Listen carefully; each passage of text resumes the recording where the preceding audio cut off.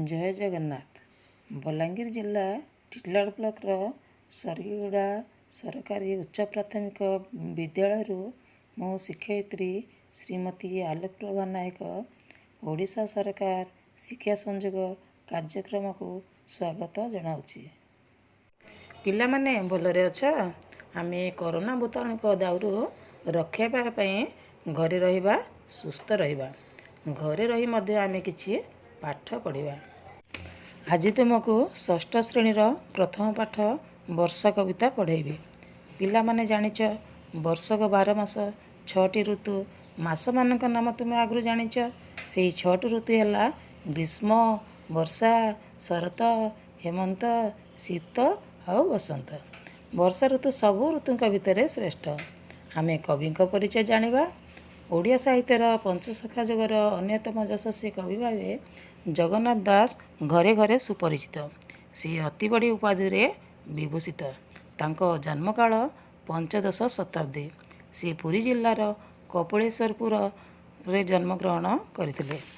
कविंक रचनावली गुड़िक है ओडिया भागवत, अर्थकोइली, उद्धव जनाण, कालिय दलन, गुप्त गीता, हरिणी स्तुति, भूला मन भूलु काहींकी, पाहांती अवकाश और हाथी झुलरे आदि केतेक काव्य, भजन और क्षुद्र कविता। पिला माने साहित्य बही खोल। मु वर्तमान वर्षा कविता आवृत्ति करी। मो सहित तुम माने मध्य आवृत्ति करिब। हेमंते ग्रीष्म काल गला, वर्षा ऋतु प्रकाशिला। सकल ऋतुंकर सार, शस्य संपद मंचपुर। मेघे मिलिले शून्य पथे, बिजुली शबद संगते। महिमंडल दुख चाही, जल छाड़िला तोष होई। घोर शबदे मेघमाल, गर्जिण बरसंती जल। एठारे कवि कहिसंती ग्रीष्म काल परे वर्षा ऋतु आसे। एई ऋतु सबु ऋतुओं भितर श्रेष्ठ। कारण यही समय पृथ्वी शस्य संपदा परिपूर्ण थाए। आकाशमंडल बिजुली और घड़घड़ी शब्द करी मेघ गुड़िक एकत्र हुअन्ति। पृथ्वीर दुख देखि संतोष चित्तरे जलदान करती। भीषण शब्द मान करी मेघ माने गर्जंती और जल वर्षा करती। प्राणी जीवन जल राशि, करुणा चित्तरे बरसी। पृथ्वी रवि तेज ग्रासे, तापित थिला अष्टमासे। जल पाइला तोष चिते, तपस्वी जनकर मते। तपस्या फल जेने पाई, भुंजंती अति सुखी होई। एठारे कवि कहिसंती प्राणीर जीवन हेउची जल। जल बिना केही बंची पारिबे नाही। तेणु वर्षा करुण हृदय जलदान करिथाए। पृथ्वी पृष्ठ 8 मास धरी सूर्य किरण रे उत्तप्त थाए। जल लाभ करी समस्ते संतोष हुअन्ति। तपस्वी जेपरी तपस्या करी फल लाभ करे, सेहीपरि धरणीवासी 8 मास सूर्य किरण रे कष्ट पाइला परे जल पाई खुशी हुअन्ति। खद्योत कीट निशा मुखे, जगत आवरिले सुखे। मंडुके मेघनाद शुणी, गर्जंती आवरीण पाणी। अळप नदीए पुरिले, लहरी मते उछुड़िले। एठारे कवि कहिले वर्षा दिन हेबारु राति आसिया मात्रे जुली जुलिया पोक माने पृथ्वी को बेड़ी जाती। मेघर शब्द शुणी बेंग माने पानी को घेरी गर्जन करती।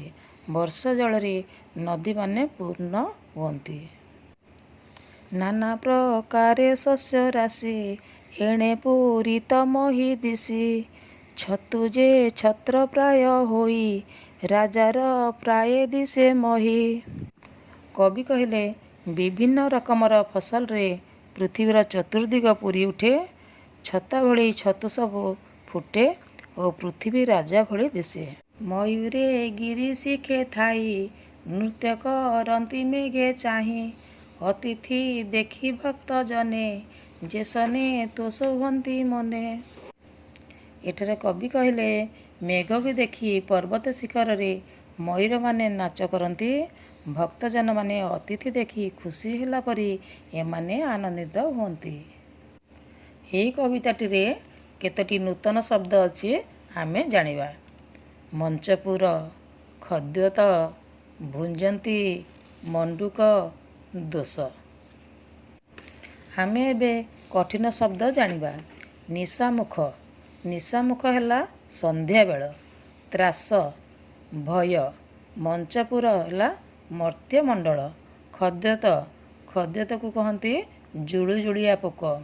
ଭୁଞ୍ଜନ୍ତି, ଭୁଞ୍ଜନ୍ତିକୁ କହନ୍ତି ଭୋଗ କରନ୍ତି। ତୋଷ, ତୋଷ ହେଲା ସନ୍ତୁଷ୍ଟ। ମଣ୍ଡୁକ, ତାକୁ ବେଙ୍ଗ କହନ୍ତି। ମହୀକୁ କହନ୍ତି ପୃଥିବୀ। ପିଲାମାନେ, ଆମେ କବିତା ପଢ଼ିଲା, ବୁଝିଲେ, ଜାଣିଲେ। ଏବେ ତୁମ ପାଇଁ ମୁଁ କେତେ ଗୁଡ଼ିଏ ପ୍ରଶ୍ନ ଆଣିଛି, ତୁମେ ଖାତାରେ ଲେଖିବ। ପ୍ରଶ୍ନ 1 ନମ୍ବର ହେଲା, ପୃଥିବୀ ସୂର୍ଯ୍ୟଙ୍କ ଉତ୍ତାପରେ କେତେ ମାସ ଉତ୍ତପ୍ତ ଥିଲା? 2 ନମ୍ବର ପ୍ରଶ୍ନ ହେଲା, ମେଘମାନେ କେଉଁଠି ମିଳିତ ହୁଅନ୍ତି? 3 ନମ୍ବର ପ୍ରଶ୍ନ ହେଲା, ମୟୂର କାହାକୁ ଚାହିଁ ନୃତ୍ୟ କରେ? ମୁଁ ଏବେ 4 ନମ୍ବର ପ୍ରଶ୍ନ ଦେଉଛି ଶେଷରେ। ନିମ୍ନଲିଖିତ ଶବ୍ଦଗୁଡ଼ିକର ଗଦ୍ୟ ରୂପ ଲେଖ। ଶବଦର ଗଦ୍ୟ ରୂପ: ଗରଜି, ବରଷି, ଗ୍ରୀଷମ, ତପତ, ଅଳପ। ପ୍ରଶ୍ନ ନମ୍ବର 5, 8କୁ ଯେପରି ଅଷ୍ଟ କୁହାଯାଏ, ସେହିପରି ନିମ୍ନଲିଖିତ ଶବ୍ଦଗୁଡ଼ିକୁ କ'ଣ କୁହାଯିବ ଖାତାରେ ଲେଖ। 9, 7, 6, 11, 5, 2। ଉତ୍ତର ଗୁଡ଼ିକ ଖାତାରେ ଲେଖିବ। ଘରେ ଗୁରୁଜନଙ୍କୁ ସଂଶୋଧନ ପାଇଁ ଦେବ। ଆଜି ପାଇଁ ଏତିକି। ପୁଣି ଆଉ ଗୋଟିଏ ପାଠକୁ ନେଇ ଭିଡ଼ିଓ କରି